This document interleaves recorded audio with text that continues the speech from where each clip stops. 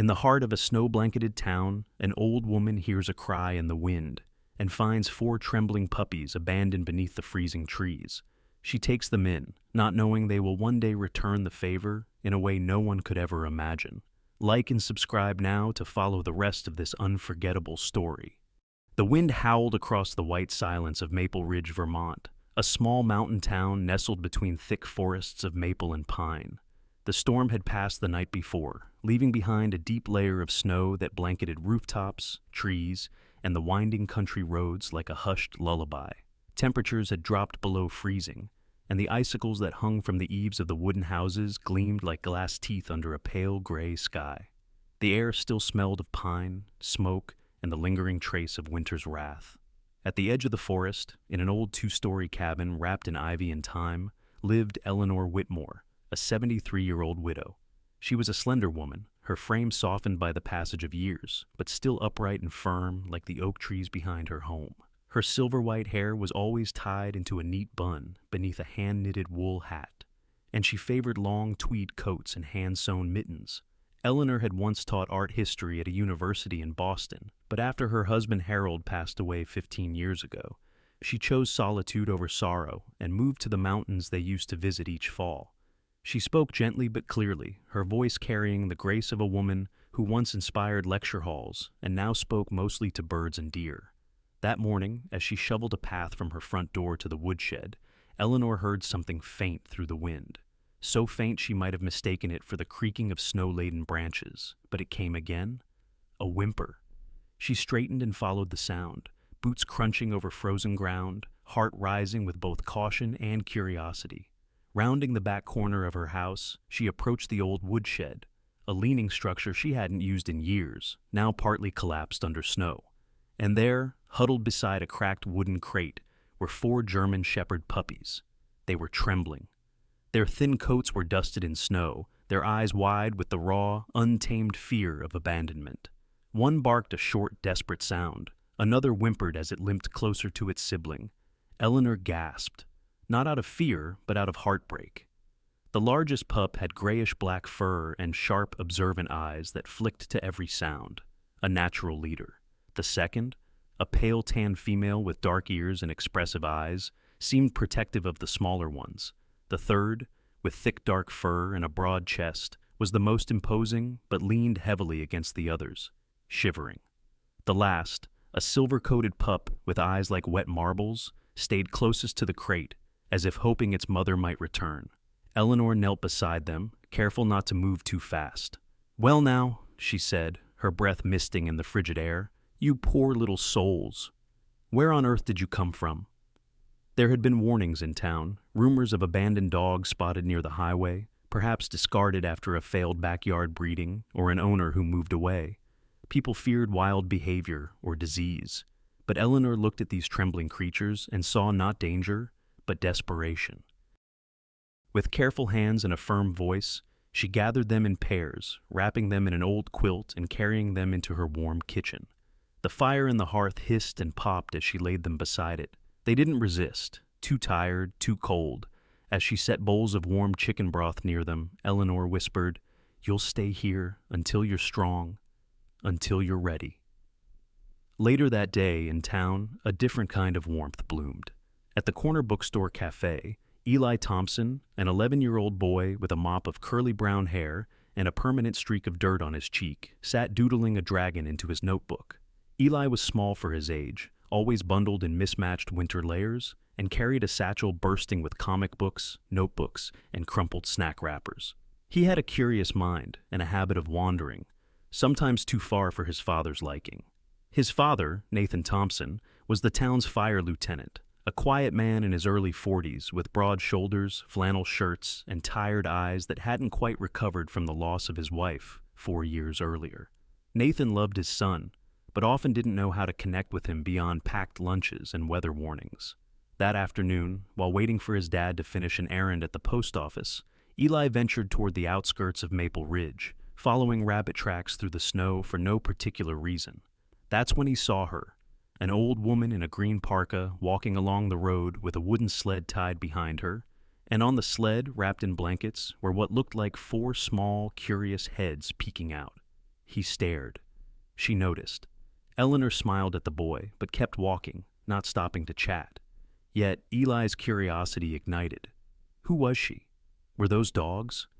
And why did they look like little wolves from his comic book? The next day, as if fate conspired with coincidence, Eli saw her again, this time at the general store, purchasing canned meat, antiseptic, and gauze. Most people avoided eye contact with Eleanor, whispering behind scarves about the hermit woman in the woods, but Eli walked straight up and said, "Are those your dogs?" Eleanor raised an eyebrow, but her reply was kind. "Not yet. They're just visiting."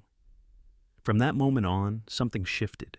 Eli began showing up every other day, helping with firewood, sneaking bacon from his breakfast for the pups, and even giving them names: Scout, Luna, Bear, and River. Eleanor didn't ask many questions. Neither did he. But between the warm soup, belly rubs, and tales by the fire, they built something quietly powerful: trust.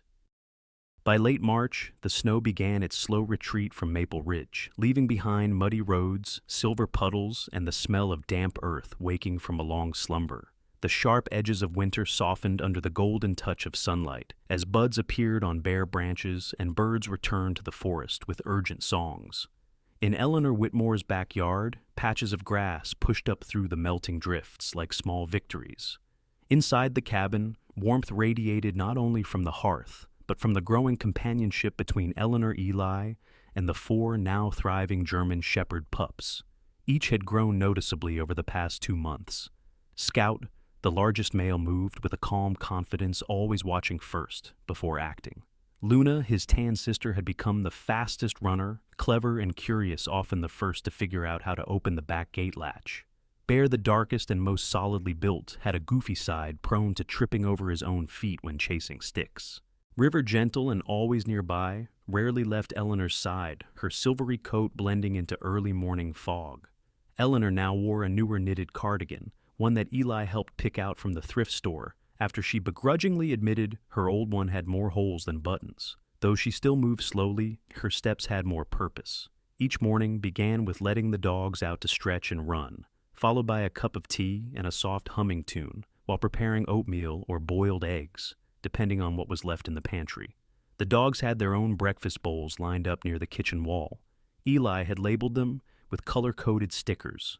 Eli had become almost a fixture at the cabin, arriving with a backpack full of snacks, comic books, and tennis balls. He taught Bear how to sit with a piece of jerky, turned Luna into a Frisbee addict, and managed to convince Scout to wear a cape made from his old t-shirt. River, however, only followed commands from Eleanor unless peanut butter was involved.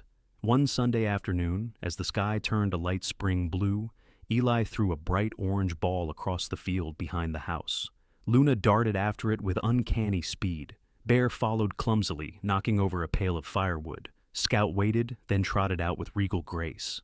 River didn't chase the ball at all. Instead, she trotted up beside Eleanor and nudged her hand gently, as if asking if everything was all right. From the tree line unseen by Eleanor and the dogs, Nathan Thompson watched. Tall, broad-shouldered, and still dressed in his firehouse jacket, despite the warming weather, he looked every bit the cautious father. Nathan had noticed the changes in Eli. He was livelier, less withdrawn, and talked more at dinner. He had even started journaling again. Still, Nathan couldn't shake his worry about the dogs. He'd seen too many cases of bites, too many unpredictable stories. That evening when Eli got home, Nathan sat across from him at the small kitchen table and asked the question he'd been rehearsing all week. "What exactly do you and Mrs. Whitmore do up there?" Eli shrugged, mouthful of grilled cheese. "Train dogs, drink tea. She's cool." "Cool?" Nathan raised an eyebrow. "She's almost 80. Exactly. She doesn't yell, she listens." Nathan took a slow sip of his coffee. "And the dogs? They're amazing. They're like almost magic." Nathan said nothing more that night, but the next weekend he asked Eli if he could join them at the cabin. Eli blinked in surprise, but agreed quickly. That Saturday they drove up together. Eleanor opened the door with a polite but wary smile. She wore a moss-green shawl and leaned slightly on a carved cane Eli had never seen before. Nathan offered his hand. Nathan Thompson. "I just wanted to see what keeps my son coming back here glowing like a flashlight." Eleanor chuckled. "You're welcome anytime, Mr. Thompson. We don't bite, at least not on Saturdays. It didn't take long for Bear to clumsily flop against Nathan's legs in greeting. Scout sat regally nearby, sizing up the man. River watched quietly from under the porch swing, and Luna had already disappeared somewhere around the garden. The visit began awkwardly.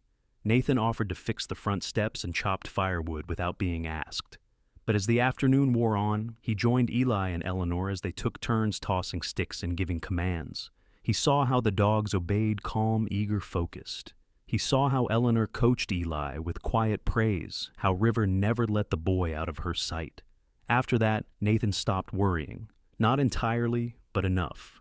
Later that month, Eleanor introduced them to Marla Dean, a petite, stern woman in her late 50s who ran the town's general store. She wore her white hair in a tight ponytail and had a voice like gravel, dipped in honey. She came by to drop off extra canned goods she'd accidentally overordered. Marla had a sharp tongue but a soft spot for Eleanor, whom she had known back when they were both young teachers in Massachusetts. "Those pups are gonna outgrow your pantry," Marla said, while unloading cans. "I can smell Bear's appetite from here. They eat like teenage boys," Eleanor agreed, "but they don't argue over dish duty." Eli laughed as Bear barked, knocking over a can of beans with his tail. Marla looked at Eli and Nathan.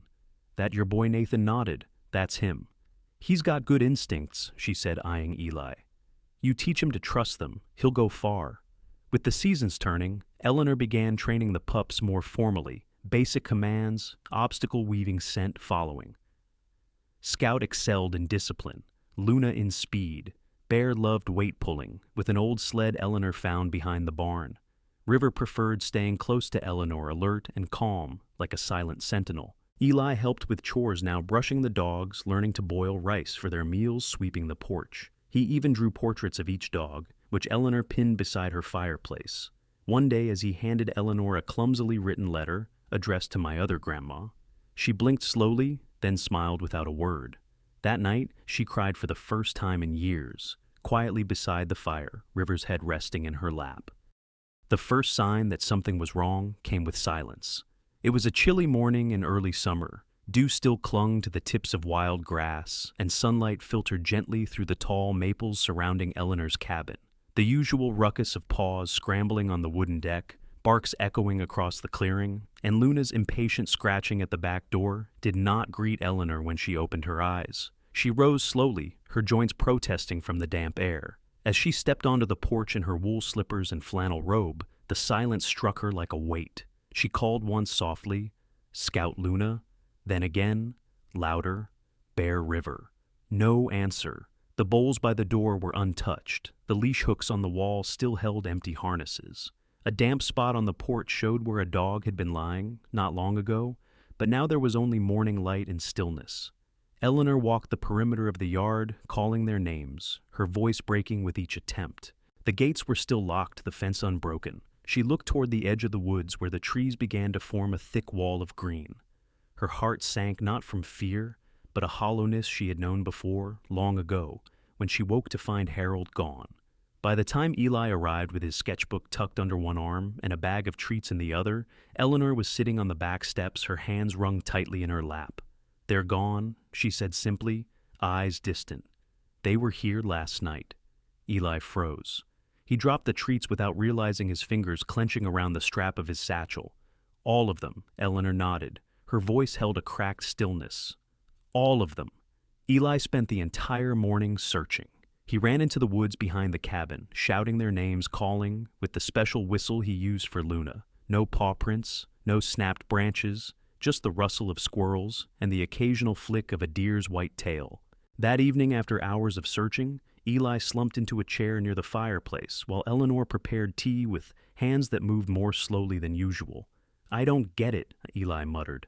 "They wouldn't just leave." Maybe they remembered something Eleanor said, not quite meeting his eyes. Maybe this wasn't meant to last. But she didn't believe her own words. Neither did Eli. A few days later, Nathan Thompson returned from a long overnight shift at the firehouse and found something strange near the forest road that looped behind the North Ridge. He had taken a shortcut through the woods boots, crunching over dry twigs and fallen pine needles, when a glint of silver caught his eye. It was a dog collar, deep green nylon, torn slightly on one side. The tag read, "Scout," Whitmore cabin. He crouched, turning it over in his hands.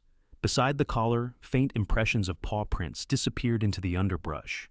Nathan followed them for a short distance before they vanished into rocky ground.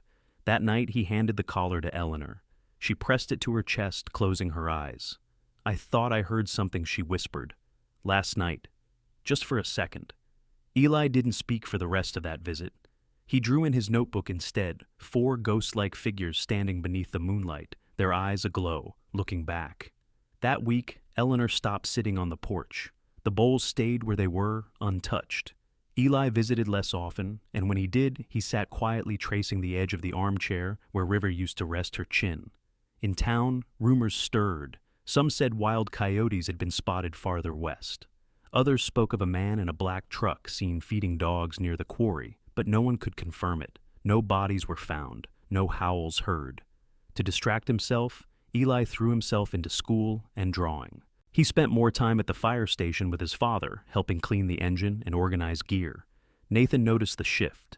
Eli had grown quieter, but more deliberate, less scattered, more observant. On one of those long, quiet nights, Eleanor pulled an old cardboard box from the attic. Inside were photographs, her with Harold, her at the university, her first dog as a girl. She added 4 sketches drawn by Eli Scout's proud pose, Luna mid-leap bear, sleeping on his back, and River looking up with calm devotion. She placed the drawings in a frame and hung them above the hearth. That Saturday, Helen Rourke, a local wildlife biologist in her 40s, visited the general store. Helen was a sturdy, practical woman with short auburn hair and a sunburned nose, always in boots and cargo pants. She'd spent years tracking animal migration patterns in Vermont's northern forests. She had heard from Marla that the Whitmore dogs had vanished. "I don't think they were taken," she said, matter-of-factly over a cup of coffee in the store's back room. "If they were as sharp as folks say, they left on their own. Dogs with that kind of bond don't just vanish. They move." Marla, arranging tins behind the counter, raised an eyebrow. "Move." To where Helen shrugged. Where they're needed, maybe. Eleanor never heard that theory directly, but somehow she felt it in her bones. The world had changed since the day they arrived. Perhaps now the dogs needed to go where they could change someone else's. 3 winters passed, and Maple Ridge changed in small, silent ways. New families arrived, old stores repainted their fronts, and the snow seemed to fall a little later each year. But for Eleanor Whitmore, time had slowed and settled, like the frost on her windows, quiet, steady, and just a little colder. At 76, Eleanor moved more carefully now. Her steps were slower, her fingers stiffer, and she often forgot where she'd placed her reading glasses, only to find them perched on her head. Her long silver hair was mostly worn loose these days, falling over her shoulders like soft, threadbare curtains. The cane, once just a precaution, had become her daily companion. Despite her age, Eleanor still radiated a quiet dignity, though her laughter came less often and her smiles were tinged with memories. Her cabin had become quieter too. The fireplace still crackled every evening, and the teapot still whistled at noon, but the clatter of paws and the joyful chaos that once filled her home had vanished. The porch, once worn smooth by bounding feet, now collected leaves.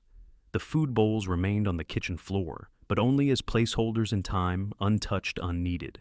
Eli, now 14, had grown taller than Eleanor's shoulder. His once messy brown hair had been cut short after joining the school's soccer team, and his sketchbooks had matured from cartoon dragons to detailed graphite portraits. He visited Eleanor every Saturday without fail, bringing fresh muffins from his neighbor's bakery and the occasional dog-eared comic. His voice had dropped, and his words were more measured, but his eyes still lit up when Eleanor opened the door.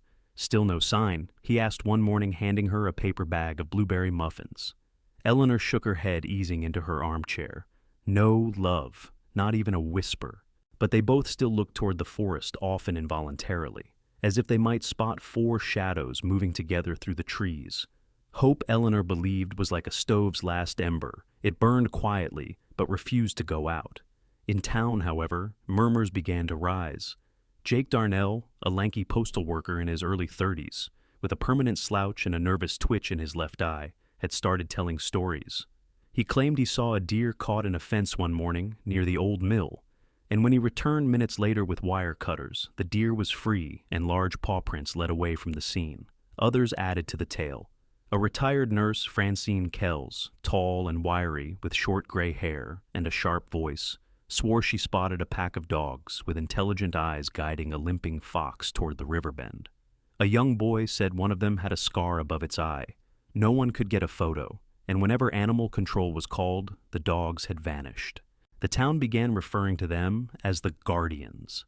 It was half myth, half wishful thinking. A group of strays that protected the forest intervened when no one was watching, and then disappeared into the mist. People said they weren't aggressive, never took food, never barked, just appeared, helped, and vanished. When Eli told Eleanor about the stories, she listened with a stillness that almost hurt. "Could be them," she said softly. "Do you think they remember us?" he asked. Eleanor stared at the fire. "I don't think remembering is the problem. I think they're doing what they were meant to do, for someone else now." Later that week, Eli brought a new drawing, 4 dogs standing atop a hill, watching over a valley below, their silhouettes half obscured by fog. Eleanor pinned it next to the others on the mantel. Meanwhile, life outside the cabin moved on. Nathan had been promoted to fire chief and spent more time in meetings than in trucks. He rarely spoke of the dogs anymore, but he never removed the collar tag he'd once found. It still hung from the key rack in their hallway. He watched Eli grow stronger, kinder, more thoughtful. The boy had begun writing essays that made teachers tear up and helping younger kids at the animal shelter as part of a weekend program. One foggy morning in October, Eleanor received a knock on her door. It was Clara Reyes, a cheerful young woman in her mid-20s, with chestnut curls and an oversized coat. Clara worked with the local wildlife rescue and had recently moved into the edge of Maple Ridge to open a field clinic for injured animals. She was short and full of energy, her smile as bright as the laminated badge she wore. "I've been meaning to meet you," Clara said, stepping into the living room. "You're Eleanor Whitmore, right? The lady who took care of those shepherd pups a few years back." Eleanor raised an eyebrow. "Word travels." Clara laughed.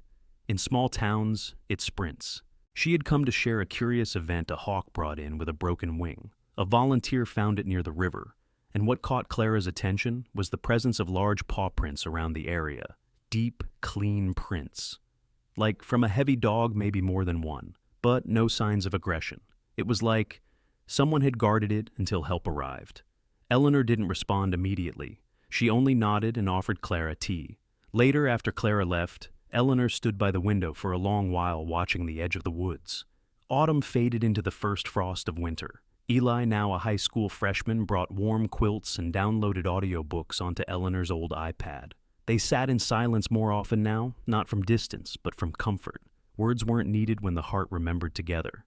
And always, always they waited.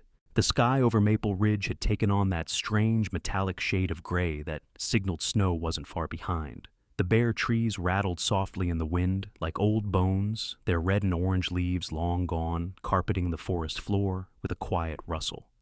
In this chill and quiet, Eleanor Whitmore stepped out of her cabin for her weekly walk, a ritual she refused to surrender, despite the early winter's sting. Bundled in a thick plaid coat, her scarf tied tightly under her chin, Eleanor held her cane firmly in one hand and a small leather-bound journal in the other. She walked slowly, deliberately, taking the path that curved into the maple woods behind her property. The forest was her sanctuary, a place where silence didn't mean loneliness, but memory.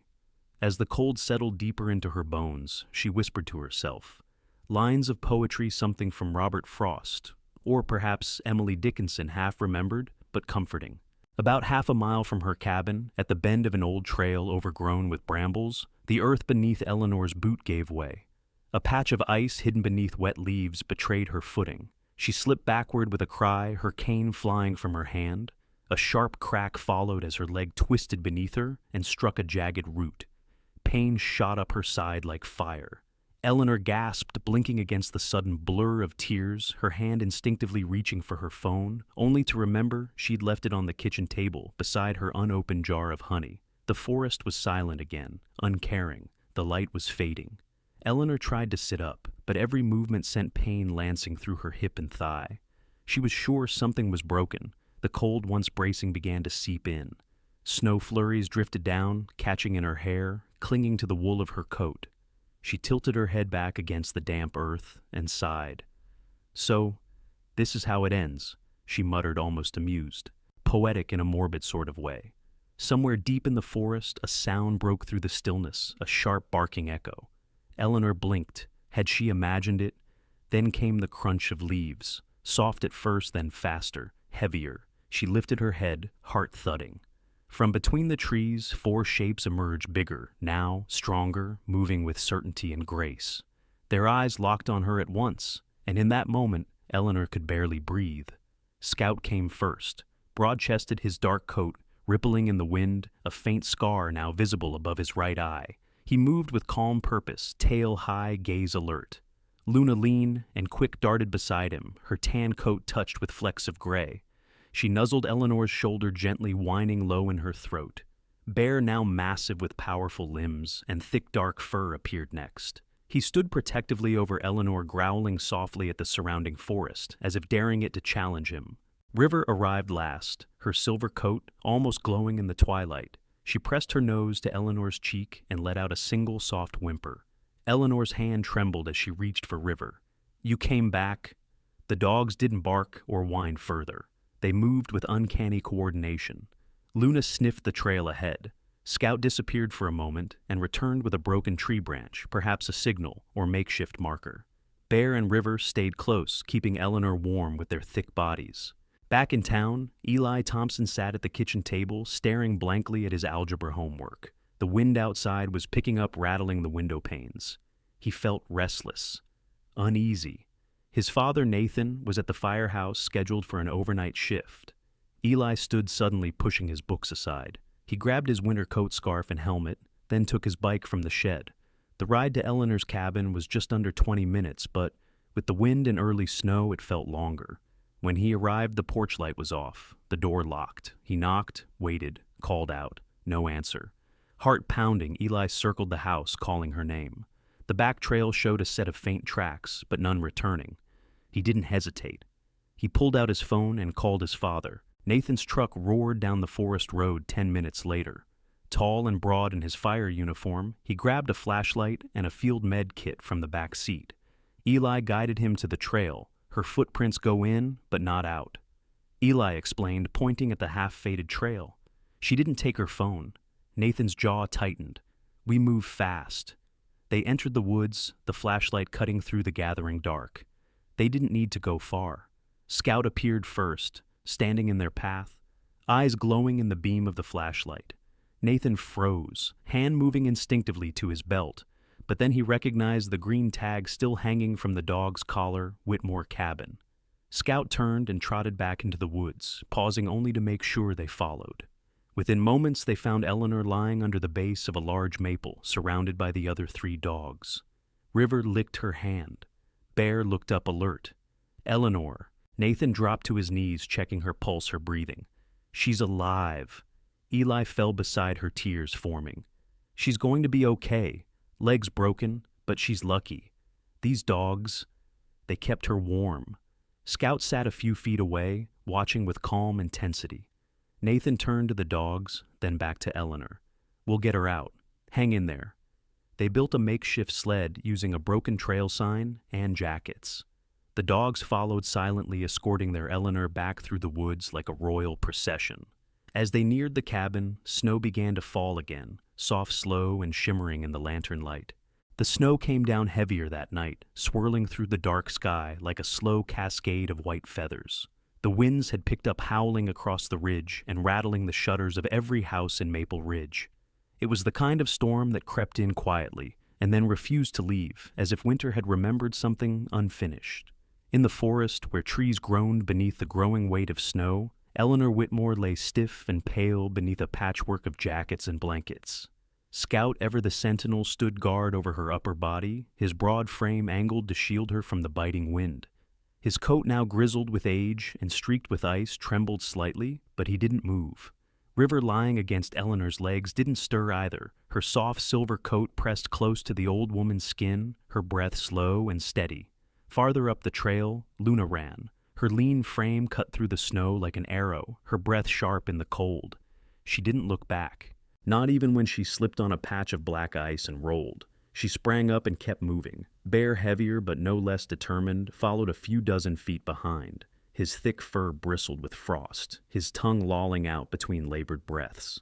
They were trading places every few hundred meters. One pushed ahead, the other caught up. At the edge of the forest, where the snow-covered trees gave way to the narrow trail leading toward town, headlights cut through the storm. A black pickup skidded to a stop. Nathan Thompson stepped out, flashlight in one hand, flares strapped to his belt, eyes darting. He was a tall man, once clean-shaven now, with a permanent 5 o'clock shadow. His firehouse coat was dusted with snow, and his voice cracked slightly when he called Luna. From the tree line, two figures burst forth. Nathan's breath caught in his throat. Luna came to a halt in front of him, chest heaving. Bear wasn't far behind. Nathan knelt, placing a gloved hand on Luna's side, feeling the familiar shape, the warmth. "Good girl," he murmured. Bear let out a low bark and looked over his shoulder toward the woods.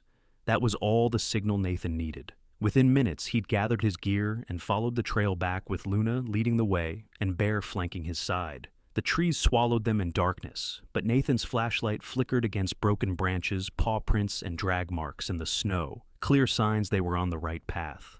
Back in town, Eli paced his living room, unable to sit still. His face was pale, his fingers clenched around the edge of the couch cushion. Every few minutes, he checked his phone for updates. The house was silent except for the distant ticking of the kitchen clock. Across town, something else was beginning to stir. Earlier that evening, Marla Dean, the owner of the general store, had received a call from Clara Reyes, the wildlife rescue worker. Clara, ever alert and fiercely compassionate, had heard the storm alerts and decided to check in on Eleanor, only to discover from Eli that she was missing in the woods. Clara, who had auburn curls now damp with sweat from her rushed preparations, quickly called Deputy Howard Lutz, a squat man in his 50s with a grumpy demeanor and a soft spot for rescue animals. By the time Clara and Lutz reached the station, a small crowd had gathered, buzzing with one topic: the dogs. The 4 dogs that had once vanished, the ones people had only glimpsed in myths, the ones who, now it seemed, had come back. "Are we saying they're rescuers now?" Marla asked, her tone skeptical, but her eyes wide. Clara didn't answer. She simply pulled out a binder where she documented the past year's strange events. Animals rescued, paw prints left behind, never any humans spotted. "They didn't run off," she said quietly. They were waiting. Back in the forest, Nathan finally reached the clearing. The snow had begun to coat Eleanor's blanket in a fragile crust of white. He dropped to his knees, feeling for her pulse. Still there. Weak, but there. "We've got to move her now." He whispered to no one and everyone. Scout stepped aside, but kept a close eye while River gently stood and shook the snow from her coat. Nathan unzipped his emergency blanket, wrapped Eleanor tight, then called in over the radio. "I've located her. She's alive, requesting sled support now." Within 20 minutes, a rescue sled arrived, pulled by a snowmobile, driven by Deputy Lutz and Clara. Eleanor was loaded carefully, while the dogs stood nearby, silent, motionless.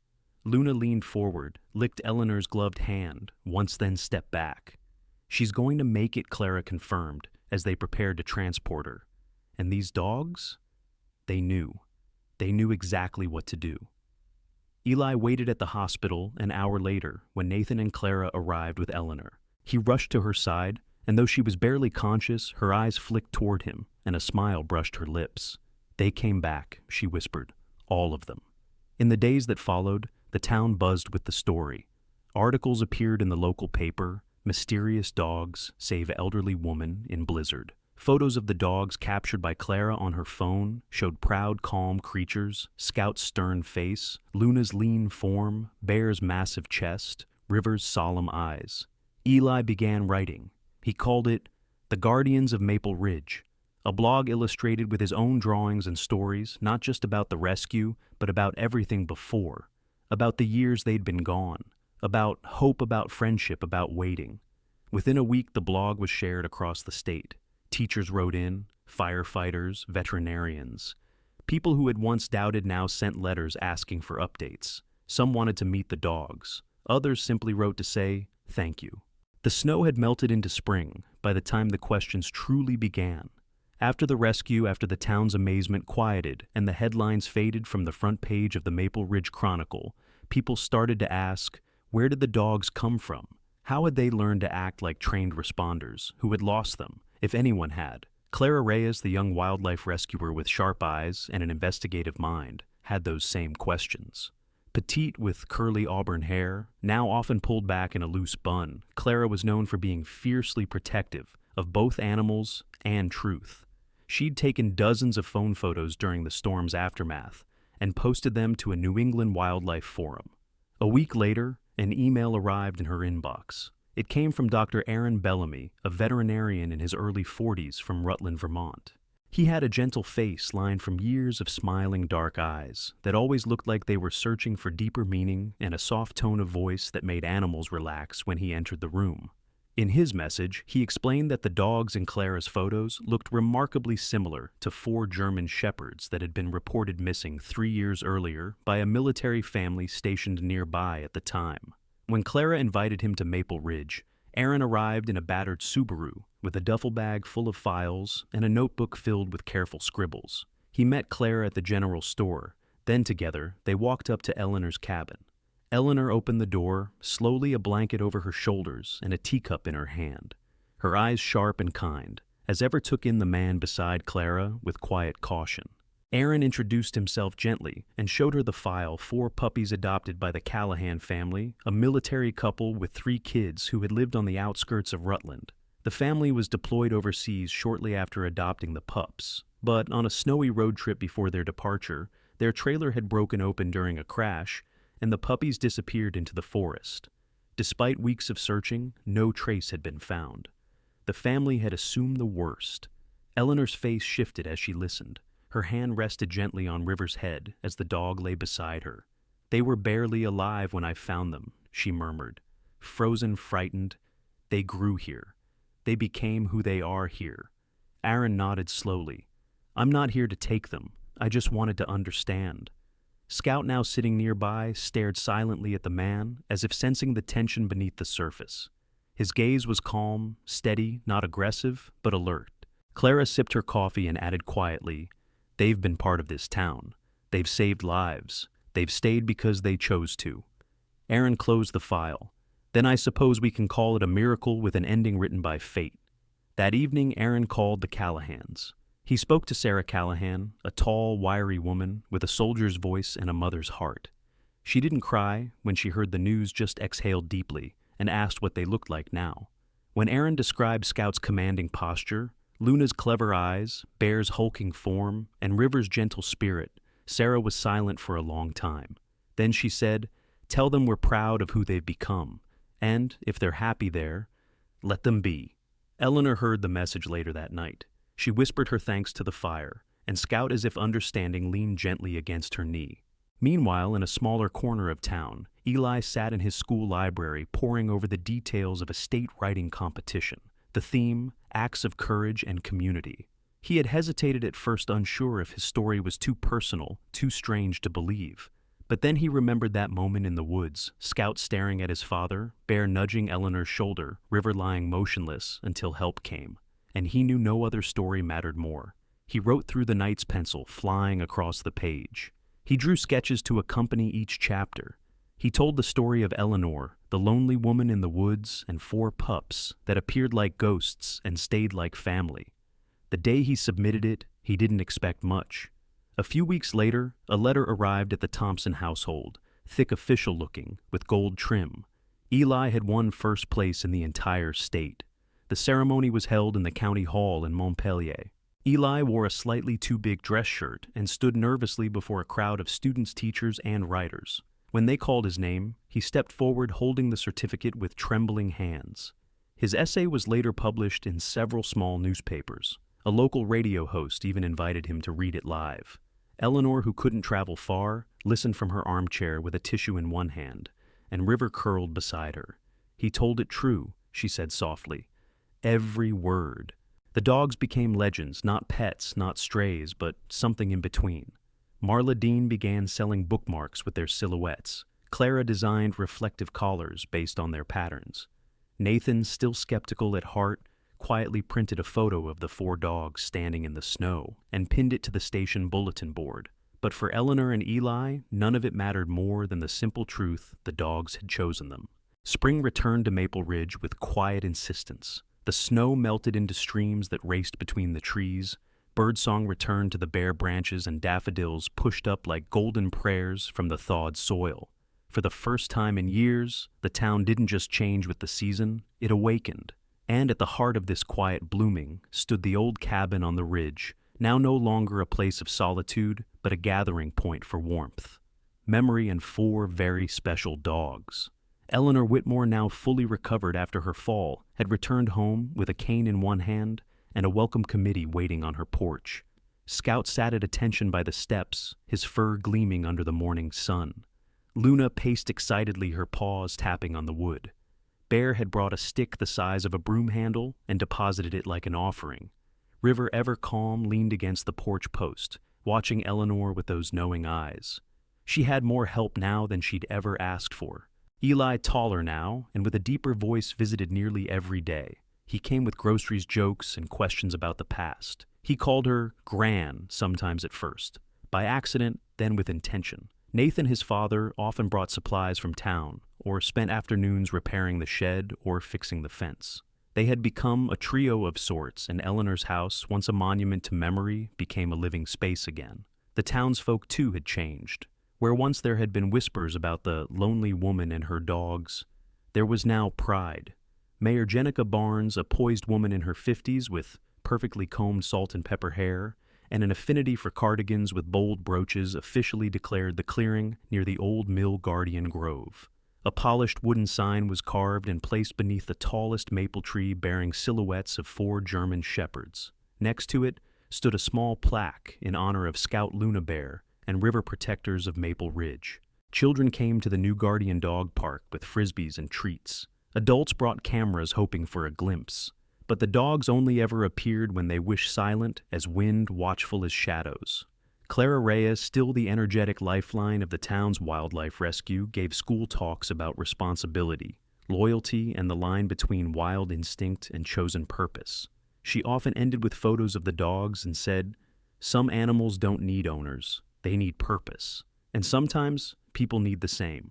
The town inspired by Eleanor's story, and Eli's writing began organizing an annual event, Guardians Day, where families walked together through the trails, leaving messages on ribbons tied to tree branches. "Thank you, we remember, come back soon." Scout and the others rarely made appearances, but when they did, it was brief, quiet, and unforgettable. At home, Eleanor had changed too. Her movements were slower, but her voice had gained a clarity that had dulled over the years. She started painting again, first small sketches, then full canvases of the forest of Scout, staring into the distance of river, curled under the fireplace. Her laugh returned, and so did her stubborn refusal to accept help unless absolutely necessary. It was during one of these warmer afternoons, with the dogs napping around her and the scent of freshly brewed tea in the air, that Eli came running up the porch steps holding a thick envelope. "They want to publish it," he said breathlessly. Eleanor looked up from her sketch pad. "Publish what, dear? My story. The whole thing, with illustrations and everything. They're calling it Guardians of the Ridge." He handed her the letter. It was from a children's publishing house in New York, decorated with drawings of trees and animals. They wanted to release the book nationwide. Eleanor read it slowly, her eyes misting at the words. "It's beautiful," she whispered. "You told the truth, and people listened." The book came out that fall, illustrated with Eli's original drawings and edited gently by his English teacher, Mrs. Tilda Gray, a quiet woman in her 60s with silver spectacles and a permanent scent of lavender. The book sold beyond expectation. Reviews praised it as a modern fable of hope, a love letter to resilience, and the story every child and adult needs. Schools across the country added it to their reading lists. Libraries created displays with cardboard cutouts of the 4 dogs. Children mailed letters addressed to Scout and friends, and Clara had to set up a dedicated mailbox just to manage the fan mail. Eli traveled to speak at schools, often with Nathan by his side. He always ended his presentations by saying, "They weren't just dogs, they were family." And they never really left. At the cabin, Eleanor kept the first copy on the mantel. She read it aloud one quiet evening, while the dogs gathered around her feet, their ears twitching at the sound of their names. At the end, she closed the book and whispered, "You've made history, my loves." That night, a gentle snow began to fall outside. Not heavy like the blizzards of years past, just enough to dust the trees to remind the town of how it all began. Inside the fireplace glowed. River slept with her head on Eleanor's foot. Bear snored from beneath the table. Luna stretched beside Eli, who was already sketching ideas for his next story. And Scout, as always, lay near the front door, watching, listening, guarding. Not just dogs, not just visitors. They were home. Sometimes the ones we save end up saving us in return. This story reminds us that love, loyalty, and kindness never go unnoticed, even when they come from the most unexpected places. In our daily lives, a small act of care can ripple into something life-changing. If this story touched your heart, share it with someone who believes in second chances. Comment below. Have you ever felt saved by an animal in your life? And don't forget to subscribe for more inspiring stories.